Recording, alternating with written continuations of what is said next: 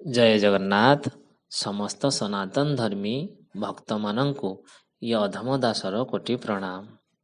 ପବିତ୍ର ମାଳିକା ଶାସ୍ତ୍ରରେ ବର୍ଣ୍ଣିତ ହୋଇଥିବା ଅତି ସୁନ୍ଦର କଥା ଜାଣିବା। ସେହି ସୁନ୍ଦର କଥାଟି ହେଲା, ଯେତେବେଳେ ମହାପ୍ରଭୁ କଳ୍କିରାମ ଧର୍ମ ସଂସ୍ଥାପନା କରିବେ, ସେ ସମୟରେ ଭକ୍ତ ରକ୍ଷା ନିମନ୍ତେ ଅଷ୍ଟଦେବୀ ଏବଂ ବିନତାନନ୍ଦନ ଗରୁଡ଼ ଦେବଙ୍କୁ ଭଗବାନ କଳ୍କି କେଉଁ କେଉଁ ଦାୟିତ୍ୱ ଦେଇଛନ୍ତି। ପବିତ୍ର ମାଳିକା ଶାସ୍ତ୍ରରେ ବର୍ଣ୍ଣିତ ଥିବା ପବିତ୍ର ବାଣୀ ଗୁଡ଼ିକୁ ପ୍ରଥମେ ଭଲ ଭାବରେ ପଢ଼ି ନେବା, ତାପରେ ତାର ଭାବାର୍ଥକୁ ଭଲସେ ବୁଝିବାକୁ ଚେଷ୍ଟା କରିବା।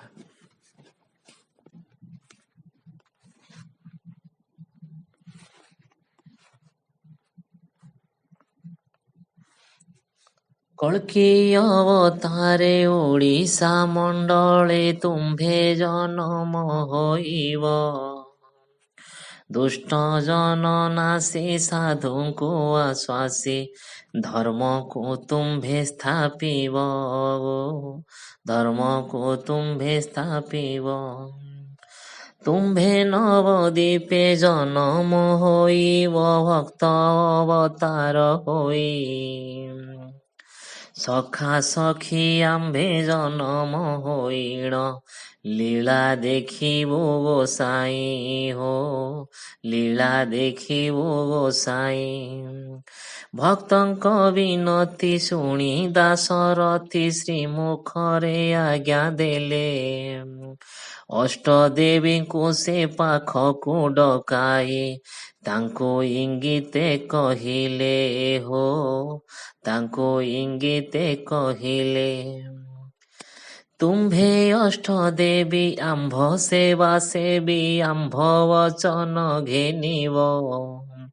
ମୋ ଗହଣ ଦଳ ଯେଉଁ କୋଠ ଦଳ ସାଇତି ଯତ୍ନେ ରଖିବ। ସାଇତି ଯତ୍ନେ ରଖିବ। କଳ୍କି ଅବତାରେ ବାରଣ ବେଳରେ ଗଣିତା କରିଣ ଦେବ। ମୋ ଭକ୍ତ ଯେମନ୍ତେ ବିଭ୍ରମ ନହିବେ ଯତ୍ନେ ସାଇତି ରଖିବ।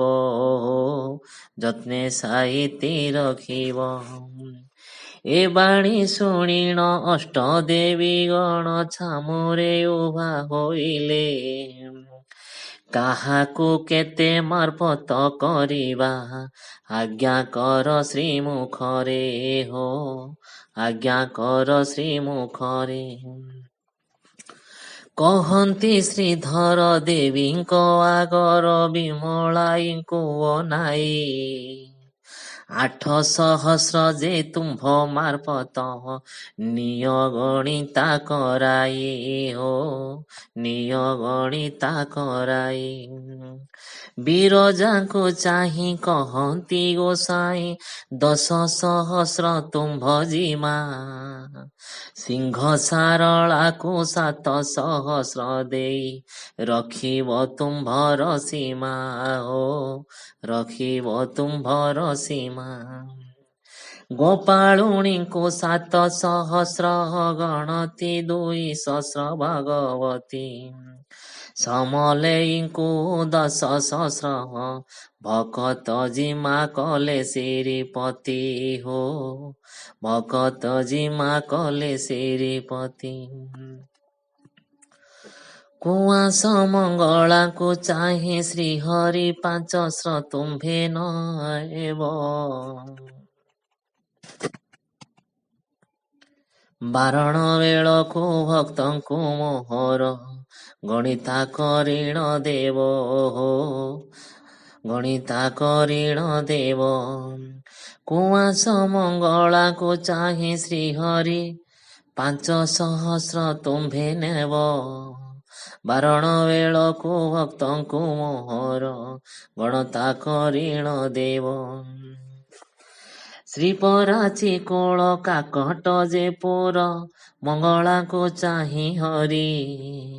5,000 ଭକ୍ତ ତୁମ୍ଭ ମାରଫତ ନିୟ ଯେ ଗଣିତା କରି ହୋ। ନିୟ ଯେ ଗଣିତା କରି। ତୁମ୍ଭେ ମୋର ଦାସୀ ଭକ୍ତଙ୍କୁ ଆଶ୍ୱସୀ ଯତନେ ରଖାଇଥିବ। ଯେତେବେଳେ ଆଜ୍ଞା ତୁମ୍ଭଙ୍କୁ କରିବୁ ଗଣିତା କରିଣ ଦେବ ହୋ ଗଣିତା କରିଣ ଦେବ। ବିରଜା ଗରୁଡ଼କୁ ଚାହିଣ ଶ୍ରୀ ହରି ବୋଲନ୍ତି ହେ ତୁମ୍ଭେ ଶୁଣ। ଆଉ ସେ ପଦ୍ମେକ ଭକ୍ତ ଯେତେକ ତୁମ୍ଭ ମାର୍ଫତ ଜାଣ ହୋ ତୁମ୍ଭ ମାରଫତ ଜାଣ। ବିନତା ନନ୍ଦନ ଶୁଣି ମୋ ବଚନ ପକ୍ଷୀ ବିସ୍ତାର କରିବ। କାନ୍ତାନି ଭ୍ରମିବେ ପାପି କି ଭଖିବେ ଭକ୍ତଙ୍କୁ ମୋର ରଖିବେ ହୋ ଭକ୍ତଙ୍କୁ ମୋରେ ରଖିବ। ବିନତା ନନ୍ଦନ ଶୁଣି ମୋ ବଚନ ପକ୍ଷୀ ବିସ୍ତାର କରିବ। କାନ୍ତାନି ଭ୍ରମିବେ ପାପିଙ୍କୁ ଭଖିବେ ଭକ୍ତଙ୍କୁ ମୋର ରଖିବ ହୋ ଭକ୍ତଙ୍କୁ ମୋର ରଖିବ। କଳ୍କି ଅବତାର ମହାଭୟଙ୍କର ବିଶ୍ୱରୂପ ପ୍ରକାଶିବି। ଦୁଷ୍ଟ ଜନ ନାଶୀ ଭକ୍ତଙ୍କୁ ଆଶ୍ୱସୀ ଧର୍ମ ସ୍ଥାପନା କରିବି ଧର୍ମ ସ୍ଥାପନା କରିବି। କଳ୍କି ଅବତାର ମହାଭୟଙ୍କର ବିଶ୍ୱରୂପ ପ୍ରକାଶିବି।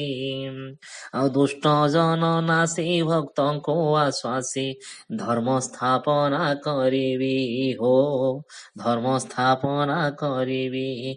କଳ୍କି ଅବତାର ମହାଭୟଙ୍କର ବିଶ୍ୱରୂପ ପ୍ରକାଶିବି।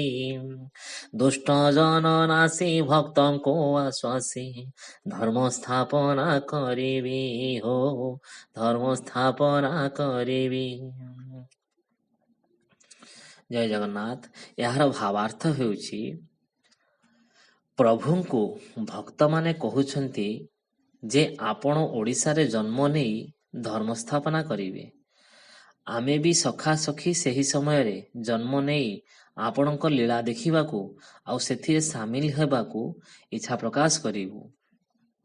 ଭକ୍ତଙ୍କ କଥା ଶୁଣି ପ୍ରଭୁ ଅଷ୍ଟଦେବୀଙ୍କୁ ଡାକି କହିଲେ ଯେ ତୁମେମାନେ ମୋ ସେବିକା ମୋ ଆଜ୍ଞାକୁ ପାଳନ କରିବା ତୁମ୍ଭ କର୍ତ୍ତବ୍ୟ। ଧର୍ମ ସ୍ଥାପନା ସମୟରେ ମୋର କୋଠ ଦଳ ଗହଣ ଦଳ ଆଦି ଭକ୍ତଙ୍କୁ ସାହିତି ରଖିବ ଏବଂ ଧର୍ମ ସ୍ଥାପନା କାର୍ଯ୍ୟ ସରିବା ପରେ ସେମାନଙ୍କୁ ଯତ୍ନରେ ମୋ ପାଖରେ ଗଣତି କରି ସମର୍ପଣ କରିବ। ଏହା ଶୁଣି ଅଷ୍ଟଦେବୀ ପଚାରିଲେ କାହାକୁ କେତେ ମାର୍ଫତ କରିବେ ଆଜ୍ଞା ଦିଅନ୍ତୁ ପ୍ରଭୁ।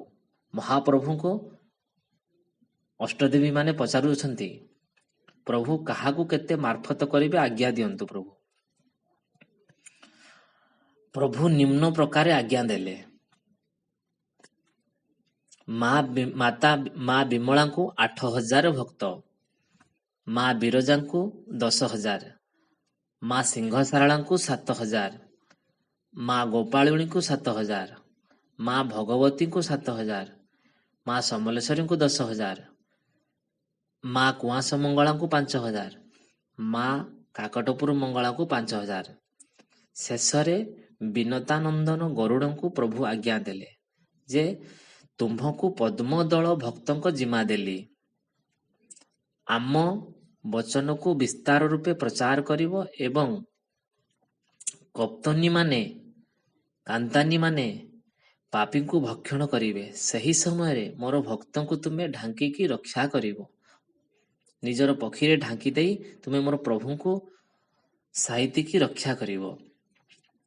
କଳ୍କି ଅବତାର ବିଶ୍ୱରୂପ ଭଳି ଭୟଙ୍କର ରୂପରେ ଆମ୍ଭେ ପ୍ରକଟ ହୋଇ ଦୁଷ୍ଟ ବିନାଶ କରି ଧର୍ମ ସଂସ୍ଥାପନା କରିବୁ। ସେହି ସମୟରେ ତୁମେ ମୋର ଭକ୍ତଙ୍କୁ ରକ୍ଷା କରିବ। ଜୟ ଜଗନ୍ନାଥ, ଜୟ ଜଗନ୍ନାଥ, ଜୟ ଜଗନ୍ନାଥ। ଜୟ ଜୟ ସତ୍ୟାନନ୍ତ ମାଧବ, ସତ୍ୟାନନ୍ତ ମାଧବ। ଜୟ ଜୟ ସତ୍ୟାନନ୍ତ ମାଧବ, ସତ୍ୟାନନ୍ତ ମାଧବ। ଜୟ ଜୟ ସତ୍ୟାନନ୍ତ ମାଧବ, ସତ୍ୟାନନ୍ତ ମାଧବ। রাম হরে কৃষ্ণ হরে রাম হরে কৃষ্ণ হরে অনন্ত মাধব হরে রাম হরে কৃষ্ণ হরে রাম হরে কৃষ্ণ হরে অনন্ত মাধব হরে রাম হরে কৃষ্ণ হরে রাম হরে কৃষ্ণ হরে অনন্ত মাধব হরে রাম হরে কৃষ্ণ হরে রাম হরে কৃষ্ণ হরে রাম হরে কৃষ্ণ হরে অনন্ত মাধব হরে রাম হরে কৃষ্ণ হরে